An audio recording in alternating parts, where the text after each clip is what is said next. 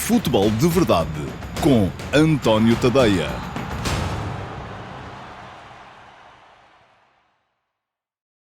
Olá a todos e sejam muito bem-vindos ao Futebol de Verdade Flash para o Sporting Clube Braga 1, Sporting 0. A mudança de foco permitiu ao Sporting Clube Braga vencer o Sporting com alguma felicidade, é certo, nas 3 bolas que os Leões mandaram aos ferros, mas com primazia dada ao controlo do seu espaço defensivo em detrimento da capacidade atacante que tem sido a sua imagem de marca ao longo de toda a época. O golo de Abel Ruiz, no que foi apenas o 3º remate tentado pela equipa minhota, quando já tinham passado 65 minutos de jogo, acabou por premiar a estratégia que Artur Jorge levou para a meia-final, centrada na construção de uma teia em torno das unidades mais desequilibradoras do adversário. Sem Banza, que está na CAN, o treinador braguista também não chamou ao 11 o outro ponta de lança do plantel, precisamente Abel Ruiz, entregando a Álvaro Jaló e Ricardo Horta a missão de se colocarem na frente, sobretudo com a ideia do condicionamento que podiam impor à saída de bola do Sporting. Depois, funcionava tudo em jogo de pares. Vítor Carvalho com Edwards, João Moutinho com Trincão, os laterais com os alas adversários, Zalazar em Pedro Gonçalves e Fonte e Paulo Oliveira em marcação dupla a Gyökeres, retirado do jogo por esta pressão durante toda a primeira parte. Verdade seja dita, mesmo assim o Sporting devia ter-se adiantado, não tanto à conta da criação de desequilíbrios flagrantes, que o jogo não pode ser apontado como de desperdício, mas sim de finalizações extraordinárias que estiveram à beira de transformar em golo remates onde ele não seria de todo esperado. Mas a reflexão, feita no final por Ruben Amorim, devia levá-lo a tirar algumas ilações. Disse o técnico leonino que, à exceção de 45 minutos com a Atalanta, ninguém esta época foi superior ao Sporting. Mas, mais uma vez, o adversário nem teve de o fazer para marcar um golo. E esse é o problema desta equipa leonina. A história do jogo seria, de facto, outra se o Sporting tivesse marcado. E na primeira parte foram várias as situações em que esteve à beira de o fazer. Do meio da rua, ao minuto 13, Pedro Gonçalves meteu um balásio no poste, quase no ângulo com a barra, no local onde era impossível Mateus chegar.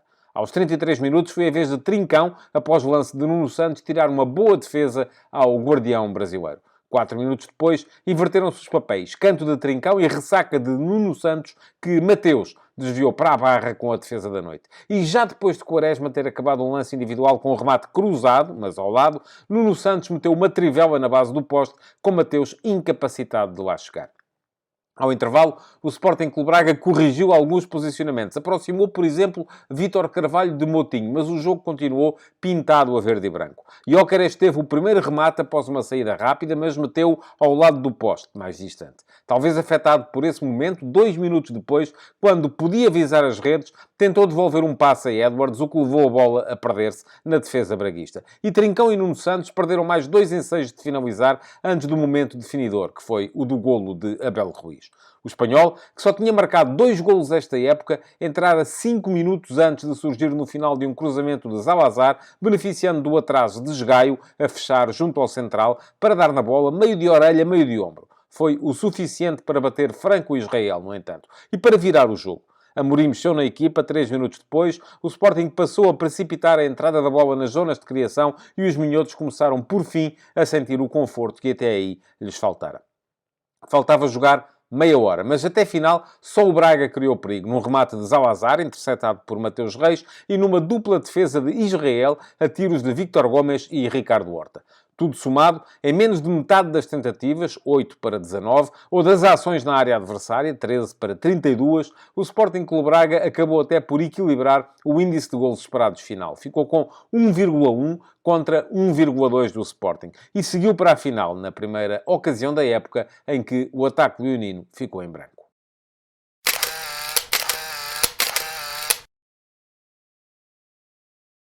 E vamos então à fotografia tática deste Sporting Clube Braga Sporting. Um jogo muito interessante deste ponto de vista, porque, mais uma vez, o Sporting Clube Braga conseguiu encontrar a forma de anular praticamente a influência de Víctor Gyökeres no futebol ofensivo do Sporting. Como é que o Braga fez isso? Pois muito bem, adotando uma atitude defensiva que era absolutamente primordial em todo o seu jogo. Mas olhemos primeiro para os 11, para depois então percebermos como é que eles se dispuseram. Artur Jorge fez uma alteração em relação ao 11 que tinha levado ao jogo em Famalicão, na última jornada da Liga, no qual o Sporting Clube Braga tinha ganho por 2-1. Trocou Abel Ruiz, o ponta de lança que lhe resta, face à ausência de Simone Banza na CAN, por Zalazar, passando então a jogar na mesma, num 4-2-3-1 ofensivo, mas com algumas nuances, sobretudo no ponto de vista defensivo. O guarda-redes era Mateus. Depois, linha de 4 atrás, que na verdade, quando a equipa defendia, nunca era de 4, era sempre de 5, e às vezes de 6. E a linha de 4 era formada por Víctor Gomes como lateral direito, Borja como lateral esquerdo, José Fonte e Paulo Oliveira como centrais. A dupla de médios era formada por Vítor Carvalho e João Moutinho. Depois, mais à frente, então, Zalazar colocava-se mais sobre o corredor direito, e isto tinha a ver com a estratégia defensiva, precisamente. Pizzi era o jogador que aparecia mais sobre o corredor central, Ricardo Horta partia da esquerda e Álvaro Jaló era o ponta de lança. Trocavam muitas vezes de posição Jaló e Ricardo Horta, até porque depois, defensivamente, o Braga organizava-se de uma forma assaz curiosa. A início de pressão, aparecia com Jaló e Ricardo Horta a condicionarem a saída de bola feita a 3 pelo Sporting, porque depois, então, entravam os encaixes. E os encaixes eram os seguintes. Borja adiantava-se em momento de pressão e aparecia numa linha logo atrás desses dois homens mais adiantados, e adiantava sem pressão precisamente porque o Sporting saía com o esgaio mais recuado face a Nuno Santos. E Borja ia apanhar o esgaio, enquanto Víctor Gomes apanhava Nuno Santos, mas tinha que ficar mais atrás, não se adiantava tanto em momento de pressão. Depois, aquilo que se via também era que Pizzi tinha mais ou menos a incumbência de vigiar Morten Hjulmand, enquanto os outros dois médios do Braga, Vítor Carvalho e João Moutinho, encaixavam nos dois avançados interiores do Sporting. João Moutinho seguia Francisco Trincão e Vítor Carvalho seguia Marcos Edwards. Isto levava Vítor Carvalho, no momento mais atrasado, a encaixar-se sempre entre a linha de 4, ali entre o central esquerdo, que era Paulo Oliveira, e o lateral esquerdo, que era Borja. Isto é, mais atrás, o Braga defendia com linha de 5, porque Vítor Carvalho estava sempre encaixado ali entre os outros 4 defensores. O que isto provocava era que sobravam sempre 2 homens para Víctor Gyökeres. Um ia ao duelo, o outro ficava sempre na compensação. Se Gyökeres descaía para a direita, onde passou a descair sobretudo na segunda parte do jogo, porque percebeu que era aí que estava, de facto, o ponto fraco, era Paulo Oliveira quem o seguia, estando de fonte na compensação. Se Gyökeres descaía para a esquerda, verificava-se exatamente o oposto. A verdade é que Gyökeres passou completamente ao lado do jogo, pelo menos durante a primeira parte. Na segunda parte apareceu mais, mas não o suficiente. Olhamos então para a equipa do Sporting. Ruben Amorim fez 2 alterações relativamente ao 11 que tinha levado a ganhar por 5-2 em Vizela. Trocou o guarda-redes, Adam por Franco Israel. Israel é o guarda-redes das taças e provavelmente vai jogar também na Taça de Portugal. E depois trocou Paulinho por Edwards, que assim regressou à equipa. O Sporting dispunha-se, portanto, no seu habitual 3-4-3. Franco Israel era o guarda-redes. Linha de 3 atrás com Quaresma, Coates e Gonçalo Inácio. Gaio era o ala direito. Nuno Santos, o ala esquerdo. Hjulmand e Pedro Gonçalves, a dupla de médios, com Pedro Gonçalves a subir muitas vezes para fazer o quinto elemento em termos ofensivos, juntamente com Nuno Santos, Trincão, Gyökeres e Edwards. Porquê?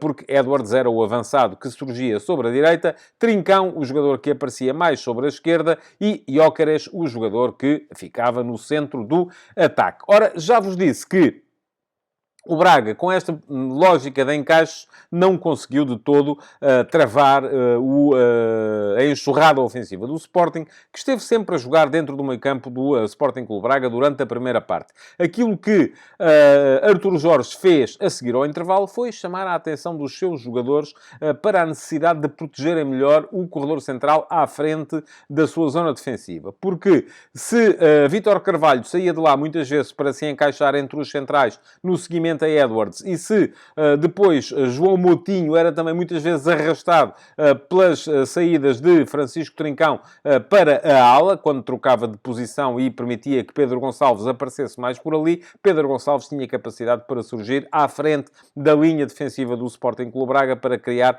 desequilíbrios. Ora, com a atenção dada a esses pormenores, o Braga não é que tenha conseguido equilibrar inteiramente, porque na segunda parte apareceu então o efeito Gyökeres. Gyökeres foi a primeira vez que ele conseguiu criar algumas situações de perigo no jogo, teve ali 2, 3 lances até ao momento em que o Braga marca. Mas antes disso já o Braga tinha mexido, e tinha mexido como trocar a Pizzi por Abel Ruiz. Abel Ruiz foi colocar-se como ponta de lança, o que levou a que Álvaro Jaló baixasse para o lado direito do ataque, recolhendo então Zalazar mais para o corredor central, embora também trocando muitas vezes de posição com Jaló e com Ricardo Horta. Aqueles 3 homens à frente do Braga eram muito móveis para não dar referências de marcação ao intervalo. Ora, é aí que nasce o golo do Braga, minuto 65. O futebol do Sporting praticamente acabou.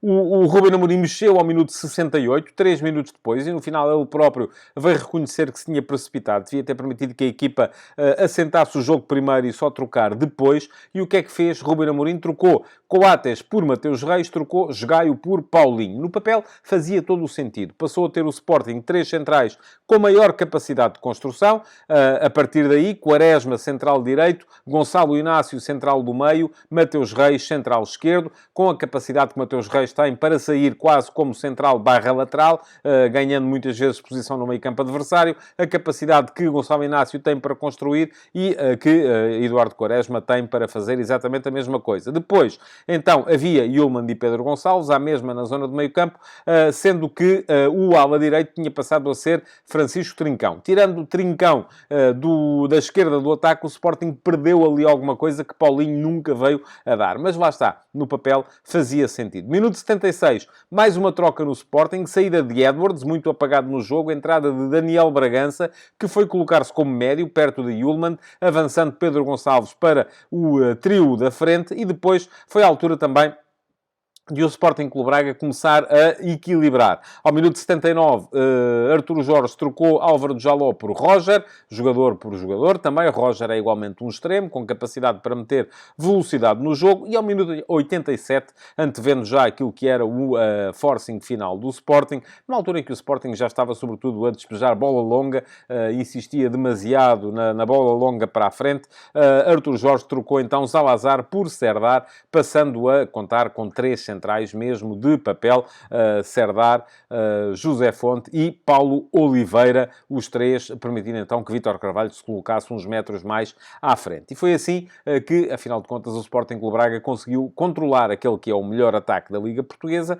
embora sacrificando o seu próprio ataque, mas colocando o foco claramente numa atuação defensiva irrepreensível. Quinto jogo do Braga esta época sem sofrer golos, depois dos jogos contra o Bačka Topola, o Panathinaikos, o Rebordosa e o Aroca. Ora, o Sporting esta época tinha marcado em todas as partidas.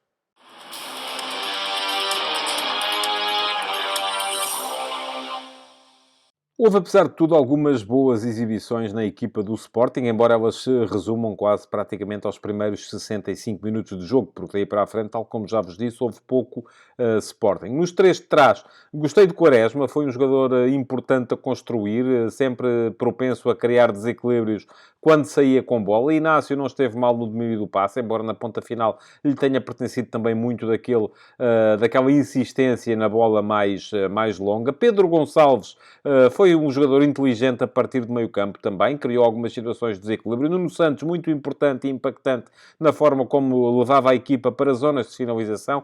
O mesmo sucedente, por exemplo, com Francisco Trincão, que fez uma boa primeira parte. Uma sombra de si próprios estiveram Edwards e Gyökeres, muito abaixo do seu rendimento habitual, tal como também Ricardo Gaio, que acabou por ter alguma culpa também no lance do golo, porque não apertou suficientemente Abel Ruiz no momento da finalização. Os heróis, no entanto, estavam do outro lado. Foi o Braga que ganhou. E isso, não sendo preponderante, acaba por ser muito importante.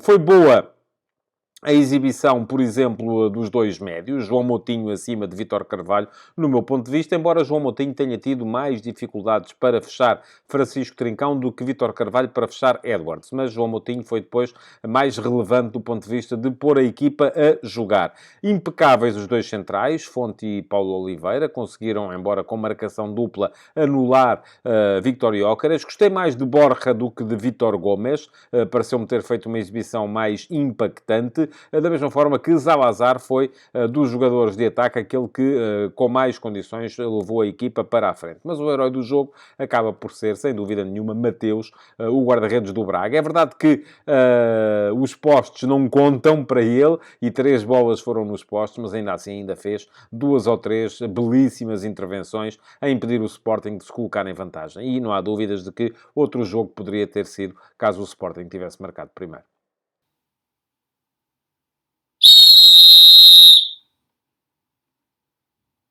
Nuno Almeida, o árbitro, e Tiago Veríssimo, o VAR, tiveram um erro importante, no meu ponto de vista, que felizmente não teve influência no resultado, porque o Sporting de Braga acabou por ganhar de qualquer forma. Falo de um lance que a mim me pareceu de penalti, por mão de Mateus Reis, ao minuto 69. Foi na sequência de um erro de Franco Israel, que entregou a bola a Abel Ruiz. A bola depois sobra para Zalazar, que remata e acaba por ser Mateus Reis, com a mão esquerda, a impedir a trajetória da bola, a impedir que ela fosse para a baliza. O braço estava, de facto, encostado ao corpo, mas a mão estava mais para a frente. Para mim, pareceu-me grande penalidade, mas não marcou Nuno Almeida, não foi essa também a interpretação do VAR, Tiago Veríssimo, e, felizmente para a Justiça, acabou isso por não ser absolutamente relevante, porque ao fim e ao cabo, o Braga acabou por ganhar de qualquer forma. De resto, pareceu-me coerente Nuno Almeida no plano disciplinar. Não deu na primeira parte cartões amarelos nem a Vítor Carvalho, nem a Yulman